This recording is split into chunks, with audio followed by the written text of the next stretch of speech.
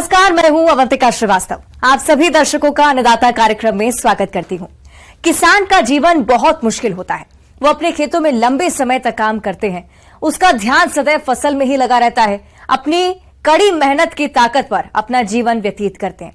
और ऐसे ही किसानों की प्रगति के लिए हम खेती बाड़ी से जुड़ी हुई बहुत सी नई और लाभकारी जानकारियां हर रोज सुबह लेकर आते हैं। तो चलिए कार्यक्रम शुरू करते हैं। पहले देखते हैं क्या है आज के अन्नदाता में। फूल गोभी की फसल में लगने वाले प्रमुख रोग और रोकथाम के उपाय। दुधारू पशुओं में पाइका रोग की समस्या और रोकथाम के उपाय।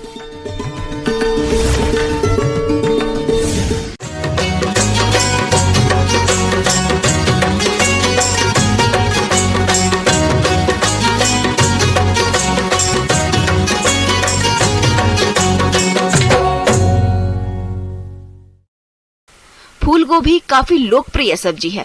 फिलहाल जिन किसानों ने अगेती फूल गोभी की फसल लगाई है वह बढ़वार की अवस्था में है और समय वातावरण में अधिक नमी के चलते इस फसल पर कई रोग पनपने लगते हैं, जिनकी रोकथाम के लिए समय से रोकथाम के उपाय करना जरूरी है। तो चलिए जानते हैं विस्तार से बिहार कृषि विश्वविद्यालय सबौर जिला भागलपुर के पौधा रोग विशेषज्ञ डॉक्टर आर्यन गुप्ता से।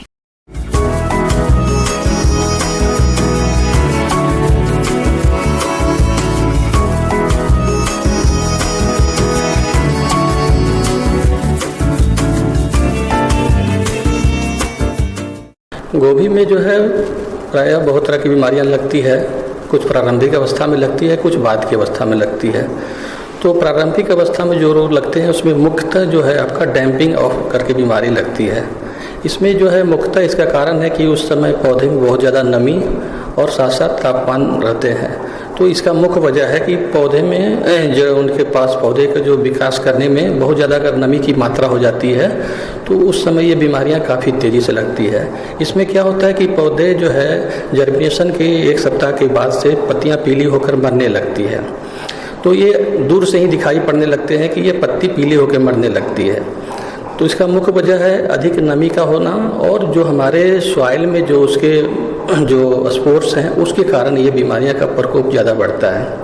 तो इसके निदान के लिए सबसे पहले हमको बीज उपचार कर लेना है। बीज उपचार में हम सबसे पहले क्या करते हैं कि कार्बेंडाजिम जो है हमारा सबसे महत्वपूर्ण ये है। इसके अलावा एक कार्बोक्जिन दवा आती है जिसको विटावेक्स पावर के नाम से जानते हैं। इसका हम 2 ग्राम प्रति किलो बीज के हिसाब से हमको उपचारित कर लेते हैं और उपचारित जो है करीब कम से कम 12 घंटे पहले करना चाहिए। दूसरा कुछ रोग जो है इसके पत्तियों पर आते हैं, जैसे अल्टरनेरिया लीफ स्पॉट वगैरह आते हैं और डाउनी मिल्ड्यू आते हैं और पाउडरी मिल्ड्यू आते हैं। तो ये सब रोगें जो है पत्तियों पर आती है। फूल गोभी की फसल में रोगों की बात करें तो डाउनी मिल्ड्यू रोग ये कवक जनित रोग है। इस रोग के लक्षण पत्तियों की निचली सतह पर दिखाई देते हैं। ये धब्बे बैगनी भूरे रंग के पड़ते हैं। धब्बों का ऊपरी सतह में पीले रंग का होना और बाद में इस फफूंद के बीजाणु अन्य पौधों पर भी फैल जाते हैं। जब खेत में रोग के लक्षण अधिक दिखाई देने लगे तब रासायनिक नियंत्रण के अंतर्गत आप मैनकोजेब 2 ग्राम प्रति लीटर पानी का 15 दिनों के अंतराल पर छिड़काव करें। और एक रोग लगती है जो पाउडरी मिल्ड्यू जिसको बोलते हैं, उसमें जो है पत्तियों पर पाउडर के जैसे आकार के धब्बे छोटे छोटे बन जाते हैं, उजले उजले धब्बे बन जाते हैं। उसको हम पाउडरी रोग बोलते हैं, पाउडरी मिल्ड्यू जो बोलते हैं। इसके निदान के लिए जो है हमको बहुत सी अच्छी दवा है जो सल्फर युक्त होती है। उसका हम सल्फर युक्त कोई भी ले सकते हैं। उसका 3 ग्राम प्रति किलो बीज के हिसाब से हमको स्प्रे कर देना है। जैसे ही रोग दिखाई पड़े तो एक स्प्रे कर देना है, दूसरा जो है 15 दिन के अंतराल पर दूसरा स्प्रे कर देने से इसका जो है रोकथाम हो जाता है। तना सड़न रोग कवक के कारण होता है। रोग की प्रारंभिक अवस्था में दिन के समय पौधे की पत्तियां लटक जाती है और रात में स्वस्थ दिखाई देती है। तने के निचले भाग पर धब्बे दिखाई देते हैं। धीरे धीरे रोग ग्रसित भाग पर सफेद कवक दिखाई देने लगती है। तना सड़ने लग जाता है। रोग की रोकथाम के लिए डाइथीन M45 2 ग्राम दवा बावस्टीन 1 ग्राम को प्रति लीटर पानी में मिलाकर 15 दिन के अंतराल पर छिड़काव करें। इसके अलावा कुछ जो है बैक्टीरिया जनित भी होते हैं, बैक्टीरियल ब्लाइट भी आती है। तो इसके रोकथाम के लिए स्ट्रेप्टोमाइसिन की दवा आती है, उसका जो है 2 ग्राम जो है 2.5 ग्राम 10 लीटर पानी में लेके स्प्रे करके इसको रोक सकते हैं। और नहीं तो कॉपर ऑक्सीक्लोराइड जो है दवा आती है, उसकी 3 ग्राम प्रति लीटर के हिसाब से स्प्रे कर देने से इसके रोग के प्रकोप को हम इसको कम कर सकते हैं। तो इस प्रकार ये प्रमुख रोग जो है हमारे इसमें लगते हैं। इसमें सावधानी बहुत तरह से रखनी पड़ती है। रोगों की रोकथाम के उपाय: नर्सरी में बीजों को लगाने पहले कार्बोडाजिम 2 ग्राम प्रति किलोग्राम बीज की दर से उपचारित करें। खेत में संतुलित मात्रा में खाद और उर्वरकों का प्रयोग करना चाहिए और फसल को उचित दूरी पर लगाएं। खेत को खरपतवारों से मुक्त रखें, क्योंकि खरपतवार ही रोगों को फैलाने में सहायक होते हैं। तो समेकित रोग प्रबंधन करना पड़ता है। तो समेकित रोग प्रबंधन में बहुत सारी प्रक्रियाओं का समावेश किया जाता है। सबसे पहले जो है उसमें जो बीज का जो चुनाव है वो सही करना चाहिए, स्वस्थ बीज का चुनाव करना चाहिए और अच्छे जगह से ही उस बीज को लेना चाहिए। दूसरी जो महत्वपूर्ण चीज़ है, जो हमारे खेतों में बार बार एक ही फसल लेते हैं तो बहुत सारे उसके स्पोर्स की मात्रा बढ़ती जाती है, तो उसमें जो है मृदा जनित रोग बढ़ते रहती है। तो वैसी परिस्थिति में जो है हमको खेतों में आपको सड़ी हुई गोबर की खाद जितनी मात्रा में हो 2 टन 3 टन और उसमें 10 केजी में करीब करीब आप 100 ग्राम के आसपास ट्राइकोडर्मा मिक्स करके आप उसको गोबर में पहले मिला लें और जब उसमें ग्रोथ उसकी अच्छी हो जाए उसके 3-4 दिन के बाद उसको फिर हम खेतों में डाल दें और उसके बाद खेतों की पूरी तरह से जुताई कर दें। तीसरी बात है कि इसको सही समय पे इसको लगाना चाहिए। अगर पहले भी लगाते हैं उससे भी समस्या आती है और बाद में भी लगाने से उसकी समस्या आती है। तो जो भी उसकी निर्धारित समय है उसको लगाना है। किसान भाइयों, अभी तक आपने खेती से जुड़े हुए कुछ उपयोगी जानकारियां देखी। अब लेते हैं एक छोटा सा ब्रेक, जल्दी लौटेंगे और कार्यक्रम में आगे भी हैं खेती बाड़ी से जुड़ी महत्वपूर्ण जानकारियां, तो बने रहिए हमारे साथ।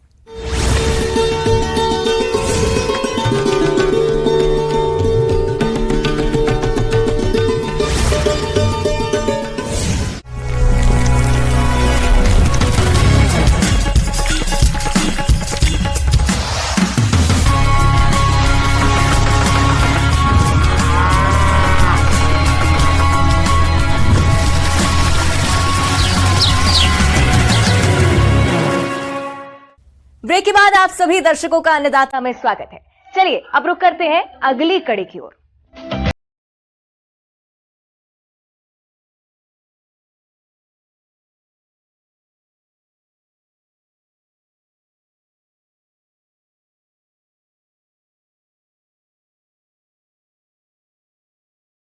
प्रदेश के ज्यादातर किसान पशुपालन से जुड़े हैं और अक्सर कुप्रबंधन या लापरवाहियों के चलते पशुओं में कई प्रकार की समस्या आ जाती है। इन्हीं में से एक है पशुओं की पाइका रोग की समस्या, जिसमें पशु अखाद्य पदार्थों को खाने लगते हैं और उनकी उत्पादन क्षमता घट जाती है। तो किसान कैसे करे इस समस्या का समाधान, जानते हैं कृषि वैज्ञानिक केंद्र मोराबादी रांची के पशु वैज्ञानिक डॉक्टर भरत महतो से।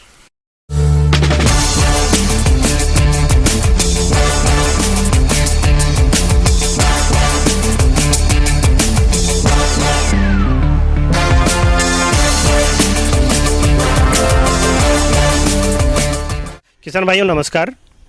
ये पाइका नामक जो बीमारी होती है ये विशेष करके हमारे जो पालतू पशु होते हैं उसमें से भी जो दुधारू पशु होते हैं उन सबों में इस रोग की होने की संभावना अधिक होती है। जैसे हमारे गायों में सभी नस्ल के देसी नस्ल हो या फिर संकर नस्लें हों, भैंसों में, बकरियों में, भेड़ों में इस तरह के ये बीमारी देखी जाती है। पर इन सबों में अगर तुलनात्मक रूप से कहें तो हमारे जो दुधारू पशुएँ हैं उन सबों में इस बीमारी की होने की संभावना अधिक होती है। इसके कारण में ऐसे तो कई तरह के कारण होते हैं, पर पाइका बीमारी का जो सबसे मुख्य कारण होता है ये मिनरल के अभाव के कारण शरीर में कई तरह के खनिज पदार्थों की जरूरत होती है जो शरीर के सभी उपापचय क्रियाओं को समुचित रूप से चलाते हैं। तो इसमें विशेष करके फास्फोरस, सोडियम और मैग्नीशियम की अचानक कमी होने के कारण पशुओं में ये बीमारी होने की संभावना रहती है। फास्फोरस की कमी पशुओं में आमतौर पर लंबे समय तक अपर्याप्त मात्रा में चारा लेने से उत्पन्न होती है और लंबे समय तक पशुओं के आहार में फास्फोरस की कमी के कारण क्रोनिक फास्फोरस की कमी हो जाती है। इस प्रकार की फास्फोरस की कमी शुष्क क्षेत्र में चरने वाले पशुओं में पाई जाती है, क्योंकि इन स्थानों की मिट्टी में स्वाभाविक रूप से फास्फोरस कम मात्रा में पाया जाता है। हम खनिज पदार्थों की जो बात कर रहे हैं, इनकी कमी होने के भी कई कारण होते हैं। जैसे कोई किसान भाई क्या होते हैं कि दुधारू पशुओं को उचित मात्रा में हम मिनरल मिक्सचर अलग से नहीं दे पाते हैं। जो मिनरल मिक्सचर उनके खाद्यान्न पदार्थों, जो खाद्य पदार्थ हैं उन्हीं से जो आते हैं, उसी से उनका काम चलते रहता है। पर होता क्या है कि जो दुधारू पशुओं में होते हैं उन सबों में दूध के द्वारा, दूध में से ये जो मिनरल्स हैं जैसे फास्फोरस हो गया, सोडियम, मैग्नीशियम, ये काफ़ी मात्रा में बाहर निकल जाते हैं। तो जब तक हम इनको राशन में कुछ एक्स्ट्रा ऐड नहीं करते हैं, माने अतिरिक्त खनिज पदार्थ जब तक हम लोग नहीं देते हैं, तो उसकी आपूर्ति पूरी तरह से नहीं हो पाती है और शरीर में धीरे धीरे इसकी मात्रा घटते जाती है। और धीरे धीरे करते करते कुछ दिनों में ये जो हमारे पशु हैं, दुधारू पशु हैं या जो दुधारू नहीं हैं, उन सबों में भी इस बीमारी को आने की संभावना बढ़ जाती है। इसके साथ साथ जो किसान भाई फाइबर, जो रेशा की मात्रा होती है, संतुलित आहार में अगर रेशा की मात्रा भी उचित मात्रा अगर न रखी जाए तो ये बीमारी होने की संभावना होती है। इसके साथ अगर शरीर में उनके जो इंटरनल पैरासाइट्स हैं, विशेष करके अंतःपरजीवी में जो गट एक्टिंग पैरासाइट्स हैं, मतलब जो हमारे आहार नली में जो परजीवी होते हैं, उन सबों की संख्या भी अगर बहुत अधिक हो जाए तो मिनरल की कमी, फास्फोरस, सोडियम, मैग्नीशियम जैसे पदार्थों की कमी हो जाती है और इसके कारण पाइका रोग उत्पन्न हो जाता है। पाइका रोग पीड़ित पशु में कुछ लक्षण उत्पन्न होते हैं, जिन्हें देखकर आप रोगी पशुओं को आसानी से पहचान सकते हैं। इन लक्षणों में पशु खाद्य पदार्थ के अलावा अखाद्य पदार्थ जैसे ईंट, पत्थर, मिट्टी, मल मूत्र, कागज, कपड़े आदि खाने लगते हैं। इसके अलावा पशुओं के स्वास्थ्य में गिरावट और कमजोरी, प्रजनन संबंधित विकार आदि भी देखने को मिलते हैं। तो इस तरह के लक्षण अगर दिखाई पड़ता है तो आप समझ सकते हैं कि आपके पशुओं में इन खनिज पदार्थों की कमी हो गई है और इस रोग से आपके पशु ग्रसित होने जा रहे हैं। तो आप जितनी जल्दी हो सके, अभी जो हम कारण बताए थे आपको इसके होने के, जैसे आप नियमित रूप से दूध के मात्रा के अनुसार में आप मिनरल मिक्सचर अतिरिक्त के जरूर दें। साथ साथ अगर मिनरल ऑरली जो दे रहे हैं, जो खाना के साथ दे रहे हैं, उससे अगर पूर्ति नहीं हो पा रही है तो बहुत सारे फास्फोरस के इंजेक्शन बाजार में उपलब्ध रहते हैं। आप कुछ दिनों तक में, 2-3 दिन तक उसके इंजेक्शन भी चला के उसके शरीर में इन खनिज पदार्थों की आपूर्ति यथाशीघ्र कर सकते हैं। और किसी में अगर बहुत अधिक कमी देखी जा रही है, बहुत लक्षण इसके प्रोडक्शन घट गया है, चलने फिरने में परेशानी हो रही है, वो मसल्स में जो मांसपेशियों में है उसमें कमजोरी आने लगी है, तो आप इनको जो आईवी इन्फ्यूजन हम कहते हैं, जैसे आप सीरा में भी फास्फोरस के जो दवा आते हैं, जो सीरा में चढ़ाने के लिए स्पेशली आते हैं, उन सबों का भी डॉक्टरी परामर्श के अनुसार में आप उनका भी इस्तेमाल कर सकते हैं। संक्रामक रोगों के अलावा कुछ ऐसे भी होते हैं जो कि पशुओं की उत्पादन क्षमता कम कर देते हैं। ये रोग ज्यादा भयानक नहीं होते हैं, लेकिन समय पर सही इलाज नहीं कराने पर काफी खतरनाक साबित हो सकते हैं। पाइका रोग पशुओं का एक ऐसा ही डिसऑर्डर है। इस रोग से पशुओं को बचाने के लिए संतुलित आहार प्रबंधन और देखरेख अच्छी तरह से करना चाहिए। इन सबों के अलावा भी आप जैसे कृमिनाशक की दवा आप नियमित रूप से जरूर पिलाएं अपने जानवरों को। आपने जो खाना है आप जो दे रहे हैं, संतुलित आहार दे रहे हैं, उसमें देखें कि जो 24 आवर की, जो दिन भर की जो आहार है, उसमें उचित मात्रा में रेशा उपलब्ध है कि नहीं, इन सबों को भी देखें। अगर आप इस तरह के प्रबंधन करते हैं तो इस बीमारी से आसानी से आप निजात पा सकते हैं और जो जानवर इस बीमारी से ग्रसित हैं उन सबों को भी आप ठीक कर सकते हैं। इसके अलावा अगर पहले से सजग रहें आपके दुधारू पशुओं के प्रति, और जो दुधारू पशु नहीं है उन सबों के प्रति भी इन उपायों के साथ आप अगर सजग रहते हैं तो पाइका बीमारी से बहुत आसानी से आप बचाया जा सकता है, अपने पशुओं को बचा सकते हैं। आगे और भी है खेती बाड़ी से जुड़ी हुई बहुत सी रोचक जानकारियां, पर यहां पर रुकेंगे एक और छोटे से ब्रेक के लिए। जल्द हाजिर होते हैं।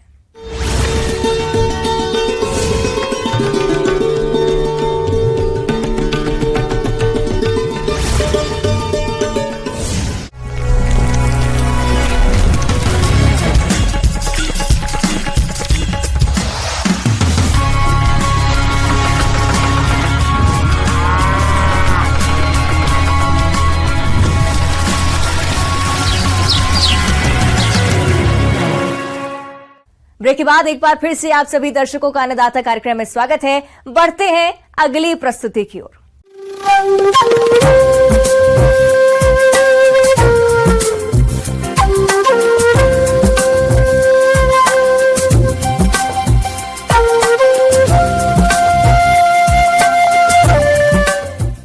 मौसम के अनुसार प्रबंधनों पर ही टिकी है आपकी खेती बाड़ी। इसलिए मौसम पूर्वानुमान और उस पर आधारित साप्ताहिक कृषि सलाह इस प्रकार है।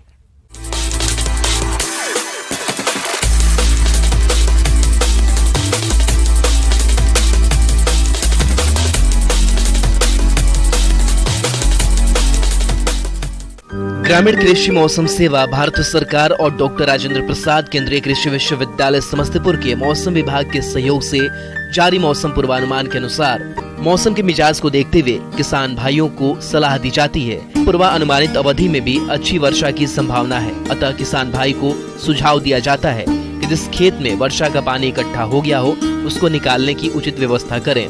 धान की फसल जो 20 से 25 दिन की हो गई हो उसमें प्रति हेक्टेयर 60 किलोग्राम यूरिया का उप परिवेशन करें। अगाध बोई गई धान की फसल में तना छेदक कीट की निगरानी करें।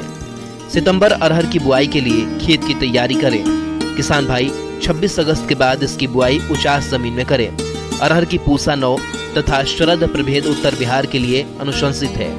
बुआई के 24 घंटे पूर्व 2.5 ग्राम थीरम दवा से प्रति किलोग्राम बीज की दर से उपचार करें और इसके बाद बुआई के ठीक पहले उचित राइजोबियम कल्चर से बीज को उपचारित कर बुआई करें। अगाध धान की फसल में तना छेदक कीट की निगरानी करें।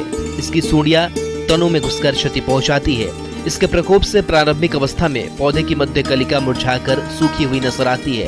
इस प्रकार का लक्षण दिखने पर बचाव के लिए 12 फेरोमोन ट्रैप प्रति हेक्टेयर की दर से खेत में लगाएं। खेतों में 5% क्षतिग्रस्त पौधे दिखाई देने पर करताप हाइड्रोक्लोराइड दानेदार दवा का अथवा फिप्रोनिल 3G का 10 किलोग्राम प्रति एकड़ की दर से व्यवहार करें। धान की फसल में खैरा बीमारी दिखाई पड़ने पर खेतों में जिंक सल्फेट 5 किलोग्राम तथा 25 किलोग्राम बूझा चूना का 500 लीटर पानी में घोल बनाकर 1 हेक्टेयर में छिड़काव आसमान साफ रहने पर करें। उड़द की फसल में पीला मोजेक वायरस से ग्रस्त पौधों को उखाड़ कर नष्ट कर दें। यह रोग सफेद मक्खी द्वारा फैलता है। रोग के विस्तार से बचाव के लिए इमिडाक्लोप्रिड 1 मिलीमीटर प्रति 3 लीटर पानी की दर से घोल बनाकर आसमान साफ रहने पर छिड़काव करें। मिर्ची की नर्सरी गिराने का कार्य अविलंब संपन्न करें। जिनका पौध तैयार हो वे किसान रोपनी करें। टमाटर की नर्सरी उथली क्यारियों में पंक्तियों में गिराएं। इसके लिए काशी विशेष, काशी यमन, स्वर्ण लालिमा, स्वर्ण नवीन, अर्का आभा किस्से अनुशंसित है। फूल गोभी की रोपाई करें। बोरान तथा मोलिब्डेनम तत्व की कमी वाले खेत में 10 से 15 किलोग्राम बोरेक्स तथा 1 से 2 किलोग्राम अमोनियम मलिब्डेट का व्यवहार खेत की तैयारी के समय करें। फूल गोभी की मध्यकालीन किस्म अघनी, पूसी, पटना मेन पूसा, सिंथेटिक 1, पूसा शुभ्रा, पूसा शरद पूसा, मेघना काशी कुंवारी और अर्ली स्नोबॉल किस्मों की बुआई नर्सरी में उथली क्यारियों में गिराएं। गायों को लंपी स्किन रोग से बचाव के लिए गुडपॉक्स वैक्सीन से टीकाकरण करावे। रोग प्रभावित पशुओं को स्वस्थ पशुओं से बिल्कुल अलग रखें। पशुओं को वर्षा के पानी से एवं जल जमाव के पानी से बचाएं। इस मौसम में पशु गृह को हवादार रखें एवं नियमित रूप से साफ सफाई पर विशेष ध्यान दें।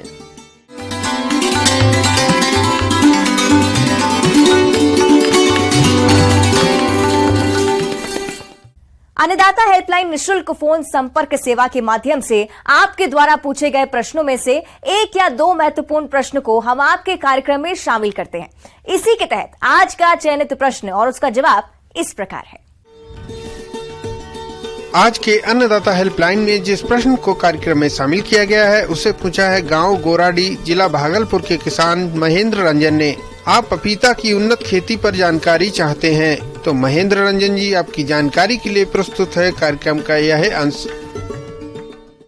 आप सभी लोगों को हम पपीते की वैज्ञानिक खेती करने के बारे में बताएंगे। जैसा कि आपको मालूम होगा कि बिहार में पपीते की खेती करीब 1200 से 1300 हेक्टेयर में होती है और आजकल पपीते की कीमत भी बहुत अच्छा खासा मिल रहा है क्योंकि लोग पपीता के खाने के बारे में बहुत अच्छी तरह जानकारी होगी उनके पोषक तत्व के बारे में। पपीता पोषक तत्वों से भरपूर अत्यंत स्वास्थ्यवर्धक जल्दी तैयार होने वाला फल है। पपीते का पके तथा कच्चे रूप में प्रयोग किया जाता है। इसका आर्थिक महत्व ताजे फलों के अतिरिक्त पपेन के कारण भी है जिसका प्रयोग बहुत से औद्योगिक कामों में होता है। इसलिए पपीते की खेती की लोकप्रियता दिनों दिन बढ़ती ही जा रही है और क्षेत्रफल की दृष्टि से ये हमारे देश का 5वां लोकप्रिय फल है। तो सबसे पहली है कि आपका ज़मीन का चुनाव करना चाहिए। ज़मीन का चुनाव ऐसी जगह करना चाहिए जहाँ की बरसात का पानी टिकता ना हो। अगर पपीते में 12 घंटा भी पानी अगर टिक जाएगा तो सारा पपीता का पौधा मर जाएगा। तो आप ऐसे जगह का चुनाव कीजिए जहाँ पानी न जमता हो। पौधे के चयन के लिए सबसे बढ़िया है कि आपकी कौन सी पपीता की वैरायटी लगाई जानी चाहिए। अभी जो चल रहा है वो चल रहा है रेड लेडी पपीता। उस पपीता की एक खासियत है कि उसका हर पौधा जो है वो उत्पादन देता है। ये ताइवान की वैरायटी है और ये मार्केट में उपलब्ध है। पूसा नन्हा का और पूसा डिलीशियस या पंत पपाया है, वो भी वैरायटी आप लगा सकते हैं पंतनगर से मंगवा करके। जब आप बीज का उत्पादन करें तो बीज का उत्पादन या तो आप कोकोपीट में कर सकते हैं, प्रो ट्रे में कर सकते हैं, या गमले में आधा भाग मट्टी आधा भाग सड़ा हुआ गोबर मिला करके उसमें बीज डाल देंगे। और बीज डालने के बाद ऊपर से वो इंसेक्ट प्रूफ नेट लगाएंगे ताकि इंसेक्ट नए पौधों को इन्फेक्ट न कर सके। जब आप नर्सरी से पौधा ले जाएं तो एक बार उसमें कोई भी इंसेक्टिसाइड मिलता है, चाहे वो कंटेक्ट हो या सिस्टमेटिक हो, पौधों पे छिड़क दें, तब फील्ड में ले जाएं ताकि वो रिपेलेंट का काम करेगा। जब इंसेक्ट आएगा तो पौधा पे बैठेगा ही नहीं, क्योंकि ऑलरेडी उसमें जहर है तो पौधा नहीं बैठेगा, तो वायरस भी ट्रांसफर नहीं होगा। पौध लगाने से पहले खेत की अच्छी तरह तैयारी करके खेत को समतल कर देना चाहिए ताकि पानी भर ना सके। जब पौधे 20 से 25 सेंटीमीटर के हो जाते हैं तो पहले से तैयार किए गए पौधों को 2 से 3 की संख्या में प्रत्येक गड्ढे में 10 सेंटीमीटर के फासले पर लगा देते हैं। पौधे लगाने के बाद सिंचाई कर लेना चाहिए। अगर आपने पपीता लगाया है, ऊपर से बारिश हो जाती है तो आप नालान बना करके पानी को तुरंत निकाल दें। पानी का जमना पपीते के लिए जहर के बराबर होता है। और गड्ढा जो है सही समय जो लगाने का है, ये आप फरवरी में के लास्ट में भी लगा सकते हैं, जुलाई में भी लगा सकते हैं और अक्टूबर में भी लगा सकते हैं। पपीता लगाने के लिए 1.5 मीटर से 2 मीटर के बीच की दूरी पौधे से पौधे और उसके रो से रो की दूरी होनी चाहिए। इस तरह से आप पपीता लगाइए। गड्ढे में आप जब गड्ढे खोद लें तो उसमें वर्मी कंपोस्ट आजकल उपलब्ध है सभी जगह। वर्मी कंपोस्ट करीब 2 से 3 किलो आप उसमें डाल दें और नीचे वाली मिट्टी को फेंक करके ऊपर वाली मिट्टी उस गड्ढे में डाल करके पपीता लगाएं। लगाते समय उसमें करीब 100 ग्राम DAP शुरुआत के दिनों में लगा दें। DAP का काम है जड़ों का विकास करना, इसलिए सबसे पहले DAP 100 ग्राम लगाते समय डाल दें ताकि पौधों का जड़ों का विकास अच्छी तरह से हो। पपीता जल्द फल देना शुरू कर देता है, इसलिए इसे अधिक उपजाऊ भूमि की जरूरत है। अच्छी फसल के लिए 200 ग्राम यूरिया, 250 ग्राम फास्फोरस और 500 ग्राम पोटाश प्रति पौधा की आवश्यकता होती है। इसके अतिरिक्त प्रतिवर्ष प्रत्येक पौधे को 15 से 25 किलोग्राम गोबर की सड़ी खाद, 1 किलोग्राम हड्डी का चूरा और 1 किलोग्राम नीम की खली की जरूरत पड़ती है। उसके बाद हर महीना करीब 70 से 75 ग्राम यूरिया और करीब पोटाश जो है 100 ग्राम आप हर महीना उस पपीता में डालें। पोटाश का सबसे इम्पोर्टेंट है पपीता के लिए, क्योंकि पपीता ही एक ऐसा फल है जिसको पोटाश की बहुत रिक्वायरमेंट है। खाद की मात्रा 3 बराबर मात्रा में मार्च से अप्रैल, जुलाई से अगस्त और अक्टूबर महीने में देते हैं। दिसंबर से जनवरी माह में उर्वरक नहीं डालें, क्योंकि इस समय प्रदेश में तापमान काफी कम होता है और जाड़े में पौधों की वृद्धि रुक जाती है। पपीता में नियंत्रित परागण के अभाव होता है, एक ही किस्म में विभिन्नता पाई जाती है, इसलिए फूल आने से पहले नर और मादा पौधे का अनुमान लगाना कठिन होता है। ऐसे में फूल आने के बाद केवल 10% नर पौधों को छोड़कर सभी नर पौधों को निकाल दें और उनकी जगह नए पौधे लगा दें। अब इसमें सबसे इम्पोर्टेंट है वो बीमारी जो है इसमें वायरस से लगता है।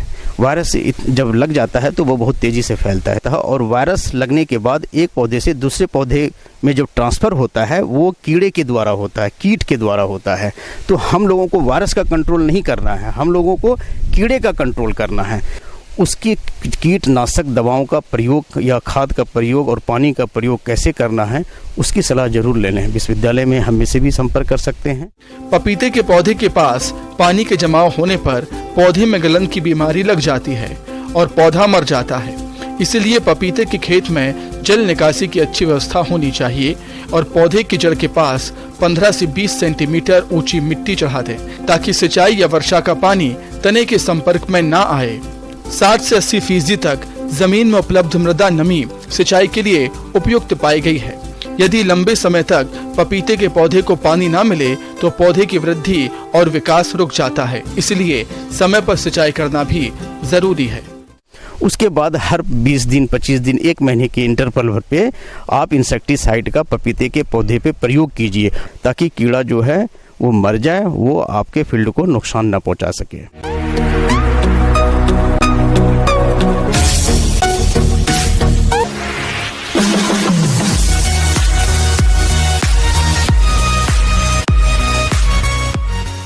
आइए अब एक नजर डालते हैं राज्य के कुछ चुनी हुई मंडियों के प्रमुख फसलों के बाजार भाव पर।